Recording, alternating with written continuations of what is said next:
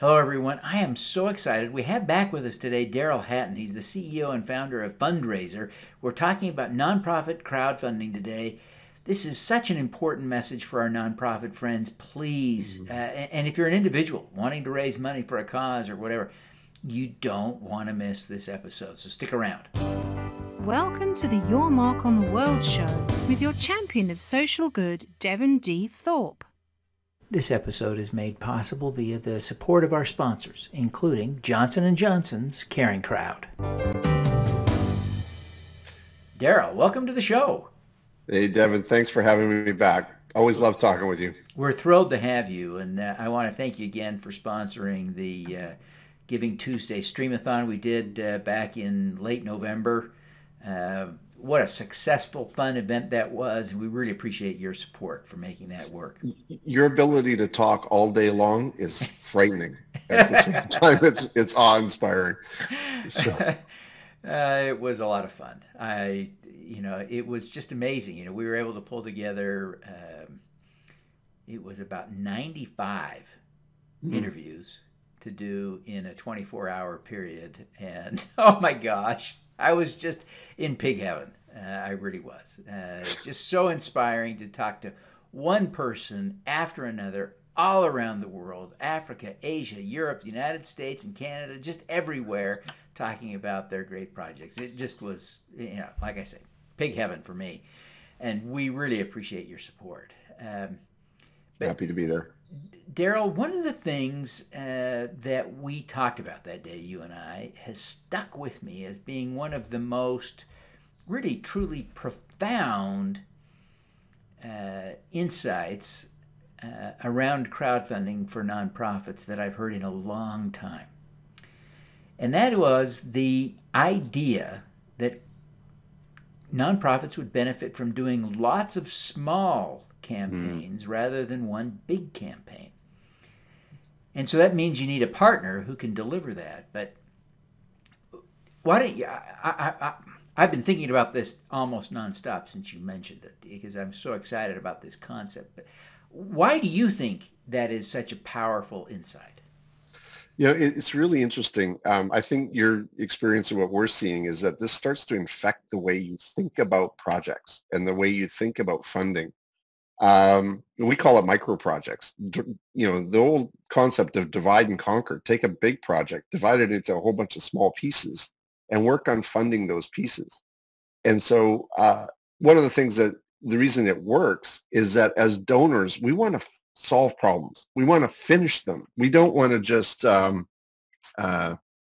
contribute to a never-ending goal and continuously fund an organization. We want them to stick around, but we want to feel like we're making progress along the way. And by breaking a project into small pieces and funding each of those pieces separately, we can really easily demonstrate that progress. And we can demonstrate the value that your gift has done. We talk about it this way. One of the really easy to see examples of this is the idea of a pet rescue. In most major cities, they unfortunately have a kill shelter that takes animals that have been found and will either try and get them adopted or unfortunately have to put them down if they can't find someone. Associated with most of those, there's a nonprofit that starts up that is a rescue society. And their goal is to try and save as many of those animals as possible by helping getting them ready for adoption. If you want to run a major center, they'll do $1 million, $2 million a year budget in order to save maybe 2,000 animals. If you try and fund $2 million project to save animals in a city, and I've got $50 to spend, I don't feel like I moved the needle at all. I didn't do anything. But if we break that up into the 2,000 animals and each animal has its own micro project, the goal is now $500. And if I give $50 to saving the story of Fluffy, and Fluffy just was unfortunately in the shelter, needs a bath and a haircut and some shots and maybe a new collar, and now is ready for adoption by some little girl who's going to love her forever, this is a great story. And so I feel like when I gave that money, I made a huge difference. I mean, I really got Fluffy close to the end line, the goal line. And that idea can be repeated many, many, many times over the course of a week, a year, a month, along the way. So that's why I think it really works is because it makes it so much more tangible what our gifts are doing and the feeling of impact that we can create from them. Yeah. Now this seems to me, and the exciting nuance for me was seeing that the nonprofit itself could do this as well. But there's sort of been a long-standing idea that at least didn't seem to me to be it's equally important, but not as novel. This idea that it would be great to have your fans do some of the Mm. fundraising for you, to set up a campaign for you as well. And I think you'd agree from your experience that that is also a powerful tool when your fans go out and they choose to raise $500 or $1,000 for you, that's effective. Is that right? Yeah, for sure. And I think one of the big things that we can talk a little bit more about as we go through this call, but the shifting demographics and the change in the behavior of the donors. Um, as we look at what we call digital natives, the millennials and the Generation Z or Z, the those that are born, around the turn of the century, they've always had the internet around. They may not have a lot of disposable income at this point, but they're very interested in being advocates for you. And so in some cases like this, one of the best things to do is to give them tools to help them go help you raise money. Peer-to-peer funding events are well known for this, doing bike, rides and walks and runs and things like that. But it can happen on this individual level. If you imagine you can get somebody to take on the role of fundraising for Fluffy and pick a project off your website and say, we're going to make sure Fluffy gets funded, and they share that with their friends, a $500 goal is quite manageable for an advocate to go and help raise that money in their community. And so by making the technology really easy to use and easy to manage and as self-service as much as possible, you can take advantage of this army of advocates that you can start to build and get their energy involved in your fundraising.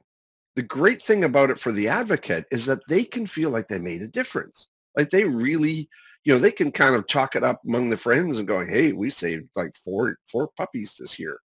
And that's for this digital native audience, that level of self-expression and self-actualization is really important to who they are. So it's tapping into a really nice trend for that. Yeah.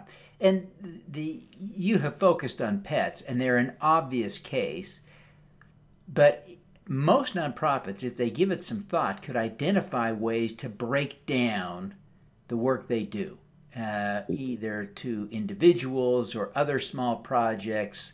And small projects would vary from organization to organization, thing to thing, time to time. Sometimes it might be $500 for a small thing and $50,000 for a bigger small thing, but that's still easier than raising $5 million at a time through crowdfunding. Oh, for sure. One of the challenges is trying to get your head around how does the work that the nonprofit does break down into digestible chunks for people to think of.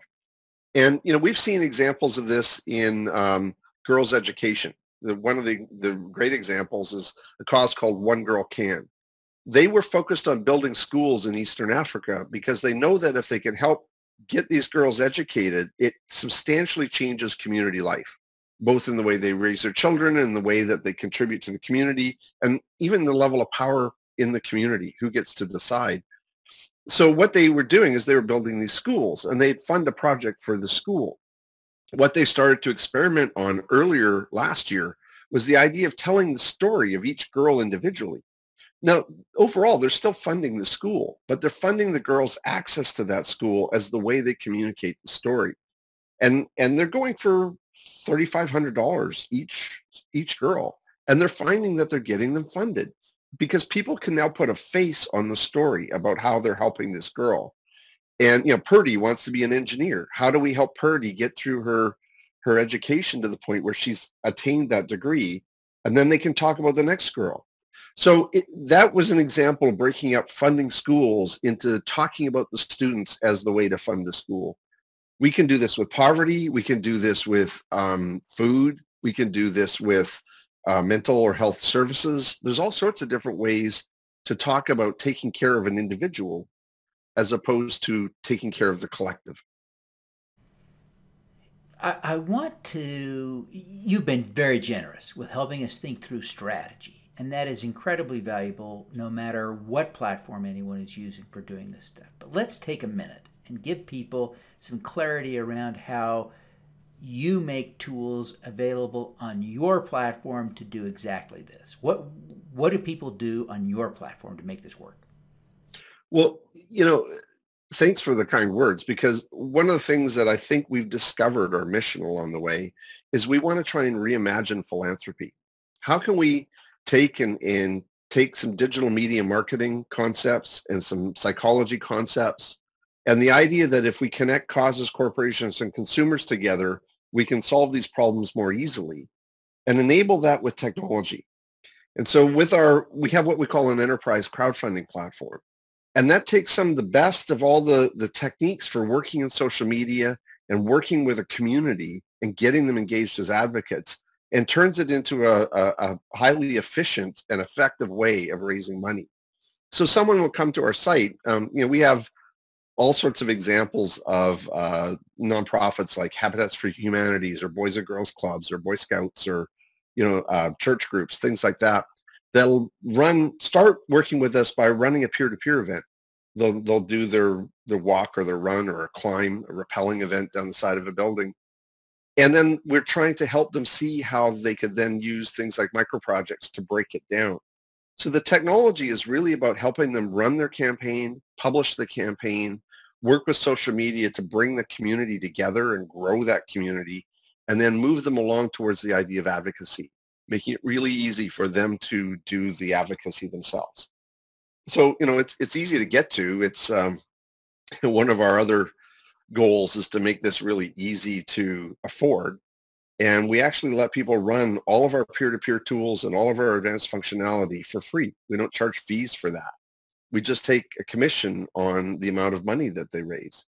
And it's small. I mean, in the case of our even most advanced setup that anybody could use, we take 5% as a commission.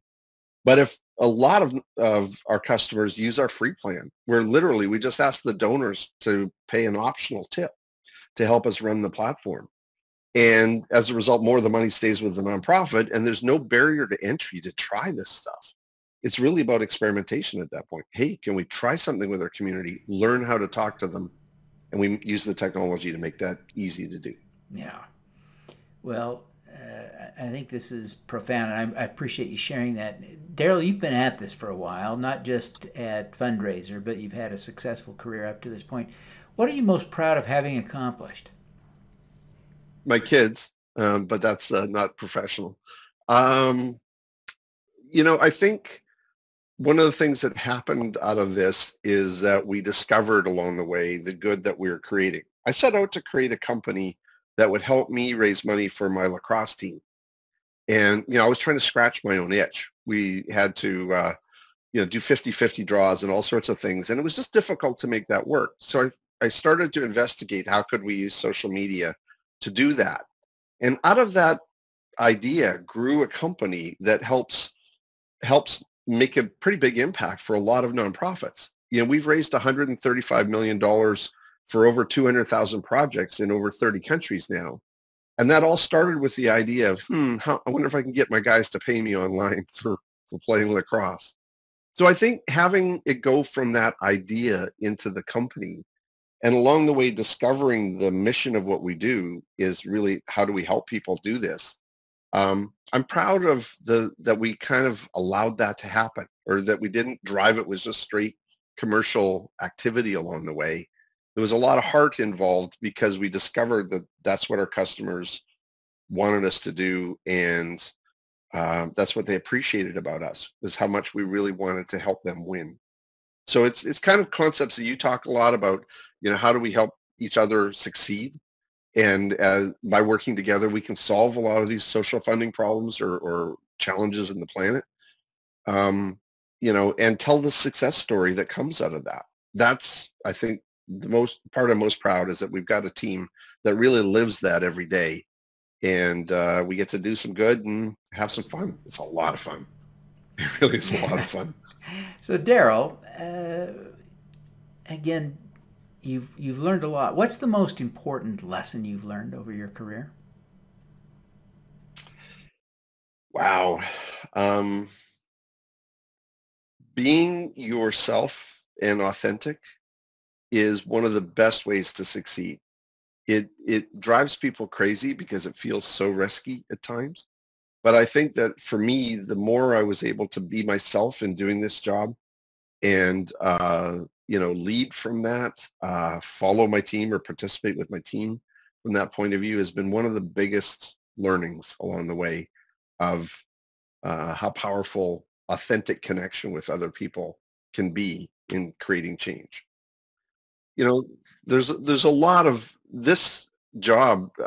It's hardly a job. I mean, I call it. It's not a four-letter word to go to work.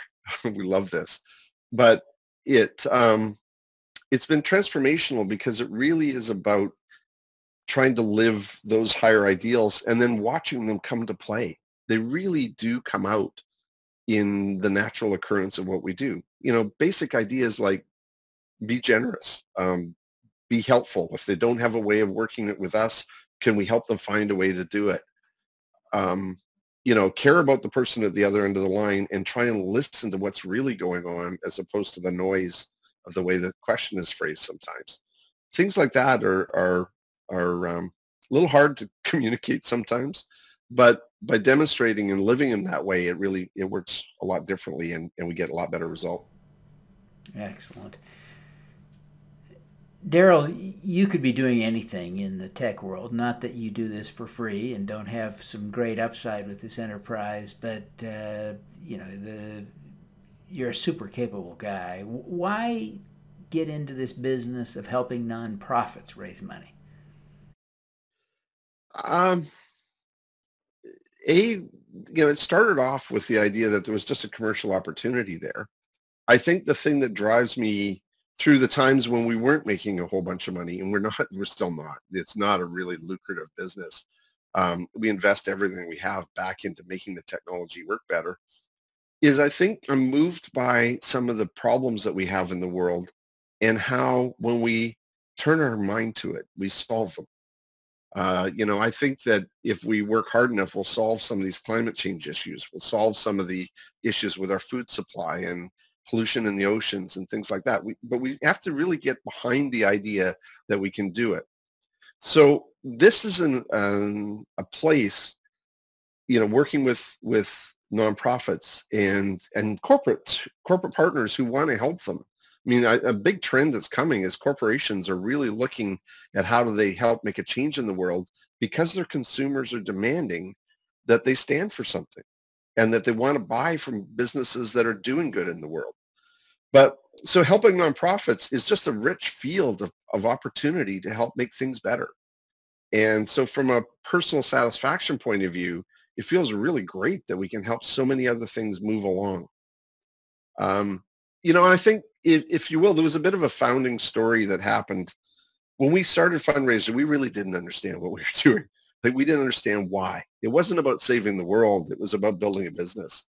And then in that very first year, we launched in July, and at Christmas we got a Christmas card from one of our customers, and the woman said that she'd been in the Hawaiian Islands and with her husband, and they discovered that their daughter had childhood leukemia, and that they weren't, they didn't have health insurance. They were living off the grid. They actually didn't have regular income at that point.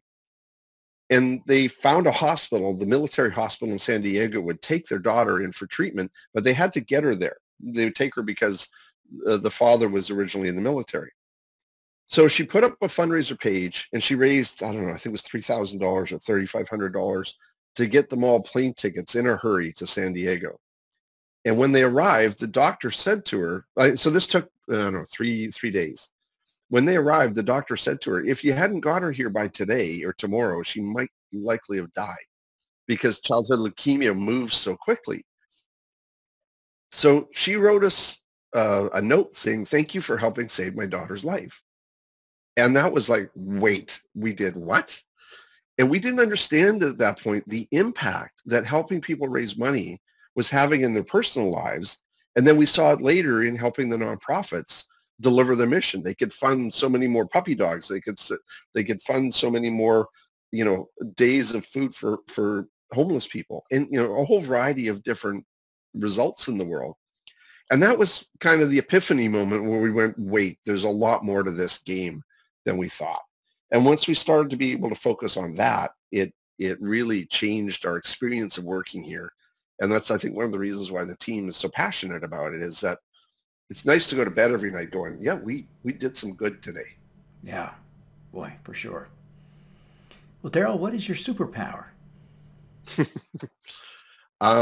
I seem to have the ability for people to trust me quickly, and I deserve that because I'm quite trustworthy. But I seem to be able to make connection with people really quickly, and I love that.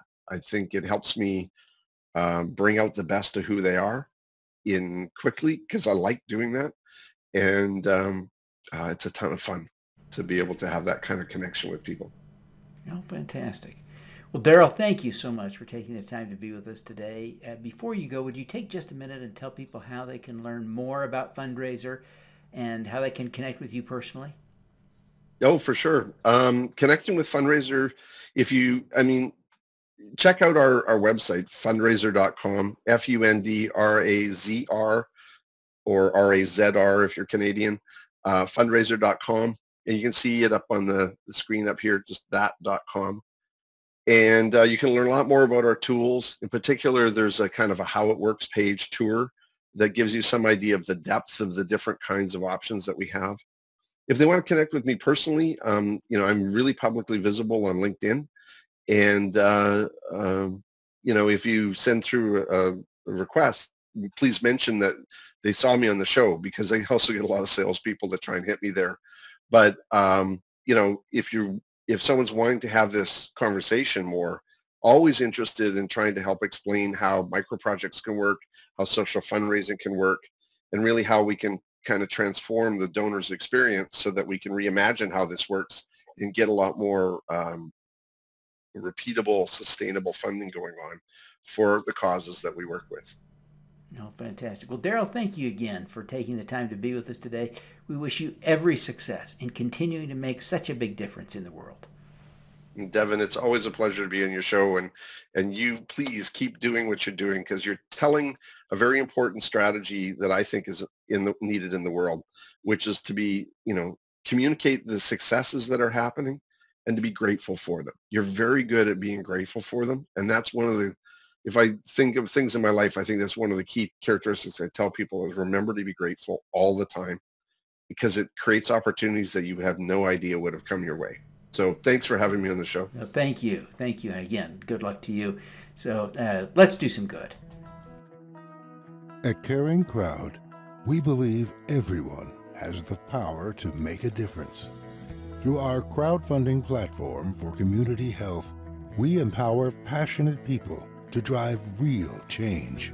Whether you work for a nonprofit organization, volunteer, or want to get involved for the first time, you can post a campaign on Caring Crowd. Join us, because caring is where change begins. Thank you for listening. Devin Thorpe's mission is to end extreme poverty, improve global health, and mitigate climate change before 2045 by finding and sharing the stories of those who are doing the most good. You can join with other listeners to accelerate Devin's mission by visiting helpdevin.org right now.